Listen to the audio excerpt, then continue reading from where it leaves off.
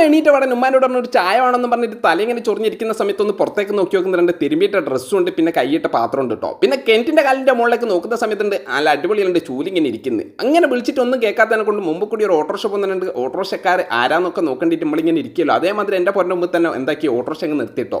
അന്നേരം തന്നെ എന്നോട് എടുത്തേക്കുള്ള വഴി ചോദിച്ചപ്പോൾ ഞാൻ പറഞ്ഞു എനിക്കറിയില്ല കേട്ടോ എന്ന്. ഉമ്മാന്ന് 100 പ്രാവശ്യം വിളിച്ചിട്ട് ഉമ്മാനെ കാണുന്നില്ല. അന്നേരം അപ്പുറത്തെ വീട്ടിലെ സുബേച്ചാൻ്റെ വീട്ടിൽ നിന്ന് ഈ ഒരു സുബേച്ച വരുന്നിട്ട് ഞാൻ ചേട്ടപ്പോയാന്ന് വെച്ചപ്പോൾ പറഞ്ഞു കോഴിക്ക് തീറ്റ കൊടുക്കാൻ വേണ്ടിയിട്ട് പോയതാന്ന്.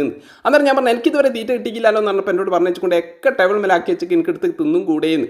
പൈപ്പിനോട് പോയിട്ട് എന്താക്കാണ് മൂപ്പർ പാത്രമൊക്കെ കയറ്റി എന്നോട് പറഞ്ഞുകൊണ്ടെങ്കിൽ എന്തെങ്കിലും ഒരു പണിയെടുക്കുന്നു പറഞ്ഞിട്ട് ഒരു തേങ്ങയും ഒരു പാരയും. അന്നേരം തന്നെ പാര കണ്ടപ്പോൾ എനിക്ക് ഓർമ്മ വന്നത് എൻ്റെ വീട്ടിൻ്റെ അപ്പുറമുള്ള ഒരു പാരേനെ കേട്ടോ. ആ പാരേനെ ആലോചിച്ചിട്ട് ഞാൻ വിചാരിച്ച സമയം ശരിയില്ലല്ലോ എന്ന്. രണ്ടിടത്തിനും പാര ഉണ്ടല്ലോ. അങ്ങനെ സമയം നോക്കി നോക്കുന്ന നേരം തീരെ ശരിയില്ല കേട്ടോ. അന്നേരം ഞാൻ പറഞ്ഞു ഞാൻ ഇത് ഉരിച്ച് തന്നിട്ട് ഞാനങ്ങ് പോകാന്ന് പറഞ്ഞപ്പോൾ എന്നോട് പറഞ്ഞു പീടിയെ പോയിട്ട് സാധനമൊക്കെ വാങ്ങണമെന്ന്. ഞാൻ ഉമ്മാനോട് പറഞ്ഞു നിങ്ങളും പോയി നമുക്ക് അടിച്ചു പൊളിച്ച് പോകാമെന്ന് പറഞ്ഞിട്ട് ഉമ്മാനം കൂട്ടിയിട്ട് എന്തൊക്കെയാണ് നേരെ പോവുകയല്ലേ. പോകുന്ന വഴിക്ക് നല്ല അടിപൊളി വ്യൂ ഉള്ള ഈ ഓരോരോ സ്ഥലം ഇങ്ങനെ കണ്ടപ്പോൾ എന്തെല്ലോ ഇങ്ങനെ പറയാനല്ലോ. അന്നേരം എന്നോട് പറഞ്ഞു വെള്ളം ഇതെവിടെ വെള്ളം ചവിട്ടാണ്ടിങ്ങ് പോടുന്നു. ഞാൻ അവിടെ നിന്ന് ചാടി ഉമ്മ നടന്നു പോകുന്നു കേട്ടോ. അപ്പോൾ ഇതേമാതിരിയുള്ള വീഡിയോസൊക്കെ കാണുന്നുണ്ട്. നമ്മുടെ ചാനൽ ഫോളോ ചെയ്യുക. അടുത്ത വീഡിയോയിൽ കാണുന്നവരെ ബൈ.